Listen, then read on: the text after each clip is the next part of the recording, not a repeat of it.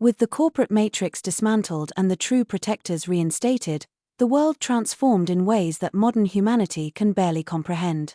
The fall of the City of London triggered a planetary domino effect, shattering central banking cartels across the globe.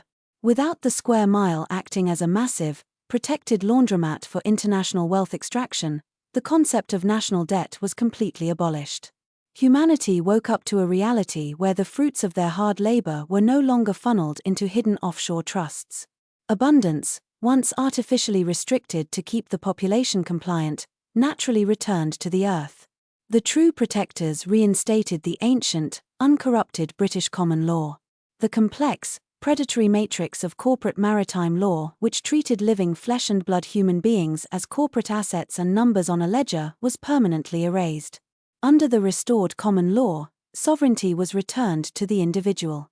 The land was no longer the personal property of a foreign crown or a megacorporation, it was returned to the stewardship of the local communities.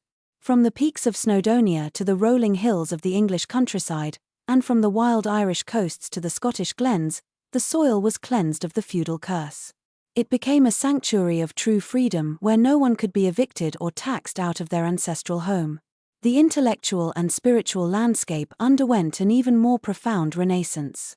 The suppressed Kolbran alphabet and the ancient Ogham scripts of the islands were restored to the education system, unlocking thousands of ancient texts that had been hidden in dark vaults for centuries. As regular people learned to read the geometric and natural symbols of their ancestors, humanity reconnected with an advanced, high-vibrational understanding of mathematics, earth energy, and cosmic law. The ancient stone circles, the forgotten sacred wells, and the monumental landscapes stretching across the entirety of the British Isles were recognized not as primitive ruins, but as an advanced, interconnected energetic network designed to protect the vitality of the land. The world became a decentralized tapestry of free, interconnected sovereign nations, cooperating through honor and mutual respect rather than corporate treaties and financial extortion. The fake royal pomp, the dark rituals behind closed boardroom doors, and the systemic sacrifice of the public's wealth became nothing more than a dark, cautionary chapter in human history. The dragon and the sword were finally cleansed of their corporate corruption, standing once again as the holy symbols of a free people. The matrix had fallen. The long night of financial slavery was over.